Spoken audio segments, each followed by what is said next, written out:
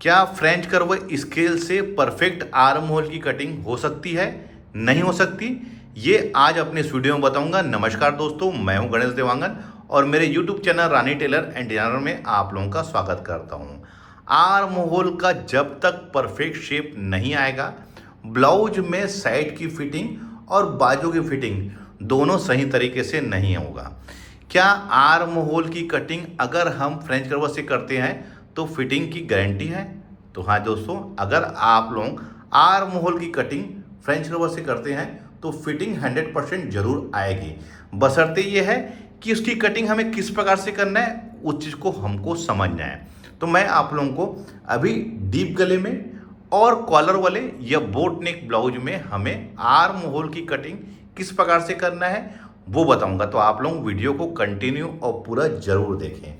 देखिए, मैं यहाँ पर एक कपड़ा ले लिया हूँ, ये डबल फोल्ड में है।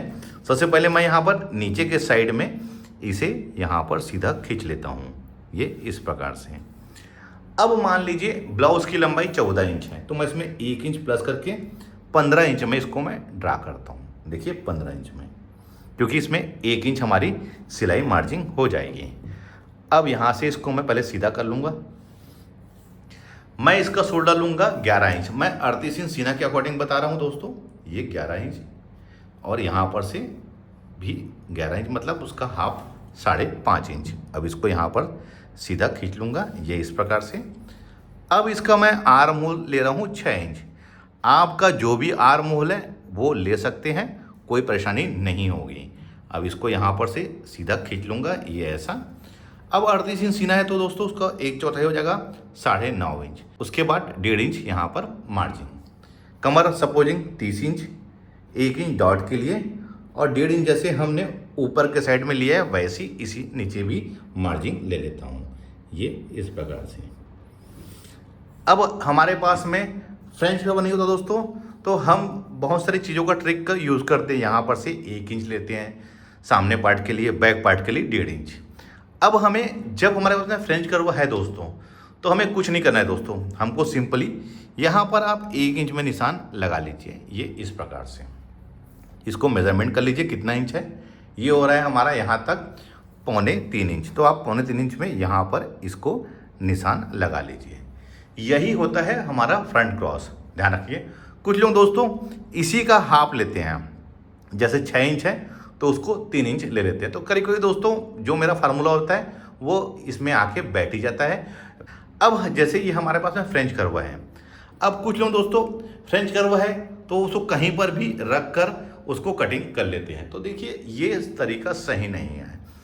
हम अगर बुटीक या टेलरिंग शॉप चला रहे हैं तो हमको हर चीज़ों को ध्यान में रख कर कटिंग करना रहता है और स्टिचिंग करना रहता है, क्योंकि थोड़ी सी भी लापरवाही हमारे ब्लाउज को खराब कर सकती है। तो ध्यान रखना है हमें किस प्रकार से इसको कट करना है। तो देखिए आप कुछ नहीं दोस्तों, देखिए जहाँ पर मैंने 2.25 इंच में निशान लगाया है यहाँ पर और यहाँ पर, आप दोनों साइड में इसको फ्रेंच कर्व को रख लीजिए। यहाँ पर से देखिए ये यहाँ पर आके टच हो हमारा और यहाँ पर आके टच हो, कोई परेशानी नहीं होगी दोस्तों। बहुत ही यूनिक तरीका है ये और परफेक्ट फिटिंग आएगी इसमें। अब कुछ नहीं, इसको यहाँ पर से आप ये इस प्रकार से सिंपली मिला लीजिए, ये ऐसा। देखिए कहाँ से कहाँ तक मैंने लिया दोस्तों। यहाँ पर हमारा 1 इंच में निशान लगाया है, उसके बाद ये वाले पार्ट को मैंने मेजरमेंट किया हूँ तो यह है 2.25 इंच। तो यहाँ पर भी मैंने 2.25 इंच में निशान लगा लिया इस साइड में और इसी के अंदर ही देखिए मैंने इसी के अंदर ही इसका निशान लगाया है राउंड शेप का। देखिए ये एक सही तरीका होता है फ्रेंच कर्व से आर्म होल की कटिंग करने का। अब देखिए ये हमारा परफेक्ट आ गया है, ये सामने पार्ट की गहराई है।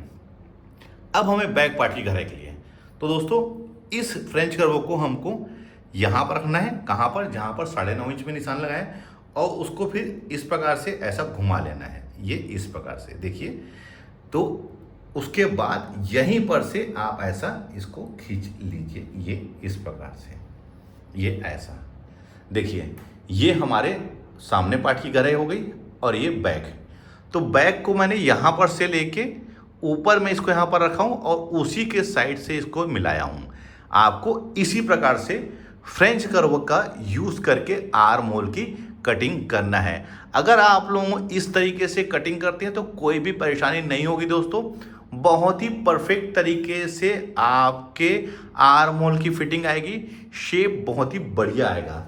दोस्तों क्या होता है, अगर आपके पास में फ्रेंच कर्व है तो बहुत सारी चीज़ें आपकी आसान हो जाती है। इससे आप बाजू की भी कटिंग कर सकते हैं, इससे आप गले का भी कटिंग कर सकते हैं, आप इसका उपयोग बहुत सारी चीज़ों में कर सकते हैं। लेकिन सबसे बेस्ट उपयोग अगर किस चीज़ में है तो वो है आर्म होल में और सेकंड है बाजू में। तो देखिए अब मैं आप लोगों को इसका शेप को दिखाता हूँ। ये इसका शेप को देखिए, इसका शेप कितना बढ़िया आया हुआ है।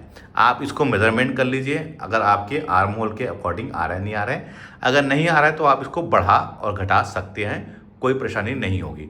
देखिए ये तो हो गया हमारा डीप गले में। अब मैं आता हूँ, अगर हमारा बोट नेक या कॉलर वाला ब्लाउज है तब, तो उस कंडीशन में हमें किस प्रकार से फ्रेंच कर्व का यूज़ करना है। यहाँ से सीधा इसको खींच लूँगा, ये इस प्रकार से 15 इंच में निशान लगा लूँगा, क्योंकि ये हमारा इसमें 1 इंच सिलाई मार्जिन है। अब इसके यहाँ पर खींच लूँगा। देखिए मैंने क्लाइंट का बॉडी मेजरमेंट लिया था 38 साइज में, 14 इंच इसका हमारा शोल्डर था, लेकिन मैं कॉलर वाला बना रहा हूँ तो उसमें 1 इंच प्लस कर लूँगा, तो वो हो जाएगा हमारा 15 इंच। तो 15 इंच का हाफ कितना होगा दोस्तों, 7.5 इंच, और 7.5 इंच यहाँ पर भी निशान लगा लूँगा। अब यहाँ से इसको सीधा खींच लूँगा, ये इस प्रकार से। अब इसमें मैं 3 इंच गले का फैलाव लूँगा, क्योंकि कॉलर वाले में 3 इंच का फैलाव रहता है। अब देखिए इसको मैं यहाँ पर से हाफ इंच शोल्डर डाउन कर लूँगा, ये इस प्रकार से। और यहाँ पर से इसका मैं आर्म होल लूँगा दोस्तों 7 इंच, और सीना हमारा 38 इंच है, तो 1/4, 9.5 और 1.5 इंच इसकी मार्जिन। कमर 30 इंच का 1/4, 7.5, 1 इंच हमारा डॉट का, और 1.5 इंच जैसे हमने ऊपर लिया है उसी प्रकार से हम नीचे भी इसको लेंगे, यहाँ पर खींच लेंगे। अब देखिए कॉलर वाले में क्या होता है दोस्तों, शोल्डर बड़ा होने की वजह से ये वाला जो पार्ट है हमारा कम रहता है, लेकिन हमको सही फिटिंग चाहिए था। आमतौर पे क्या होता है कॉलर वाले या बोट नेक ब्लाउज में सबसे ज़्यादा परेशानी होती है साइड में रिंकल्स और झोल आने की। डीप गले में तो कम आता है, लेकिन कॉलर वाले और बोट नेक में ये समस्या इसकी ज़्यादा रहती है। तो आप यहाँ पर से 1 इंच में यहाँ पर ऐसा सीधा तिरछी लकीर खींच लीजिए। अब इसको यहाँ पर से मेज़रमेंट कर लीजिए, ये कितना रहा है हमारा, ये वाला हिस्सा 3 इंच। आप 3 इंच में यहाँ पर निशान लगा लीजिए, और फ्रेंच कर्व को आप देखिए ये तिरछी लकीर में लाके इसको ये इस प्रकार से मिला दीजिए, ये ऐसा। तो ये हमारा सामने पार्ट की गहराई हो गई, किसमें तिरछी लकीर में मिलाया दोस्तों मैंने। अब मैं इसको यहाँ पर से सीधी लकीर में लाके इसको ऐसे मिला दूंगा, ये इस प्रकार से, ये ऐसा। तो देखिए इसमें भी एक परफेक्ट शेप आ गया है। देखिए मैंने अभी कॉलर वाले में बताया है, अगर मान लीजिए ये हमारा बोट नेक बनता तो जो भी क्लाइंट का हमने शोल्डर का नाप लिया है, जैसे 14 इंच लिया था मैंने, तो कॉलर वाले में 1 इंच प्लस कर लिया हूँ। लेकिन बोट नेक में आपको एज इट इज़ कटिंग करना है, ध्यान रखेंगे। जैसे बोट नेक है ये, तो इसमें मैं 14 इंच में ही कटिंग करूँगा। 14 इंच का हाफ कितना जाएगा हमारा 7 इंच, और इधर भी हम 7 इंच में यहाँ पर निशान लगा के इसे हम सीधा यहाँ पर खींच लेंगे। और ध्यान रखना दोस्तों, उस कंडीशन में हमको यहाँ पर शोल्डर स्लोप नहीं लेना है, और यहाँ पर से 7 इंच में आर्म होल, और सेम प्रोसेसिंग जैसे मैंने अभी कॉलर वाले में कट किया है वही सेम प्रोसेसिंग में हमको कट करना है। ये तरीका होता है एक परफेक्ट आर्म होल की कटिंग करने का फ्रेंच कर्व से।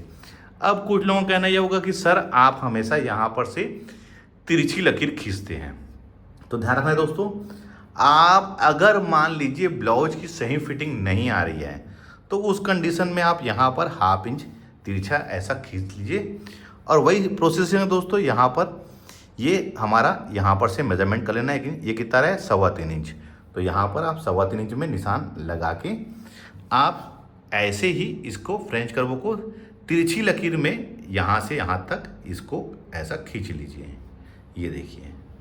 तो क्या हुआ दोस्तों, ये वाला जो हाफ, देखिए ये हाफ इंच का हमारा यहाँ पर से ये वाला यहाँ पर हमने कटिंग किया था, ये वाला हिस्सा हमारा कट के बाहर आ जाएगा। तो इससे क्या होगा, यहाँ पर आपके झोल रिंकल्स आने की जो समस्या है वो नहीं रहेगी।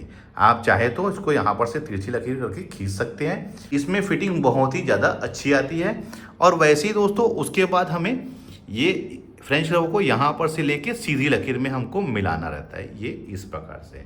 तो देखिए ये वाले हिस्से का भी हमारा यहाँ पर ये एक्स्ट्रा हो रहा है। तो यही पार्ट जब कट के बाहर आता है तो हमारा साइड की जो फिटिंग है वो और भी ज़्यादा अच्छी हो जाती है। ध्यान रखेंगे, अगर आपको अच्छी फिटिंग चाहिए तो आप तिरछी लकीर खींचिए, लेकिन ध्यान रखेंगे हैवी साइज के डीप गले के ब्लाउज में आपको तिरछी लकीर नहीं खींचना है। जैसे 40 इंच, 42 इंच, 44 इंच, इसमें आपको खींचने की आवश्यकता नहीं है। अगर खींचेंगे तो बहुत ही ज़्यादा यहाँ पर खिंचाव आएगा, हो सकता है वो ब्लाउज कंफर्टेबल ना रहे। लेकिन आपको छोटे साइज में आमतौर पे इस प्रकार से तिरछी लकीर खींच सकते हैं, कोई परेशानी नहीं होगी। हैवी साइज में आपको खींचने की आवश्यकता नहीं है। देखिए 38 साइज में मैं यहाँ पर खींच लेता हूँ। कई बार क्लाइंट का डिमांड होता है कि मुझे अच्छी फिटिंग चाहिए, तो उस कंडीशन में मैं तिरछी लकीर खींचता हूँ। एक चीज़ और बताना चाहूँगा मैं आप लोगों को, कोई ज़रूरी नहीं है कि 38 साइज के ब्लाउज में कमर 30 इंच हो सकता है 32 इंच हो सकता है 33 इंच हो सकता है 34 इंच हो। ये सब डिपेंड करता है हमारे बॉडी के नाप में। जैसे जैसे क्लाइंट की डिमांड रहती है और जैसे जैसे ब्लाउज की फिटिंग क्लाइंट के बॉडी में आती है, हम उसी प्रकार से ब्लाउज की कटिंग करते हैं। ऐसा नहीं है कि 38 साइज के ब्लाउज में मैंने तिरछी लकीर खींचा था, अभी नहीं खींच रहा हूँ, या हो सकता है 36 साइज के ब्लाउज में मैंने तिरछी लकीर खींचा था, अभी क्यों नहीं खींच रहा हूँ।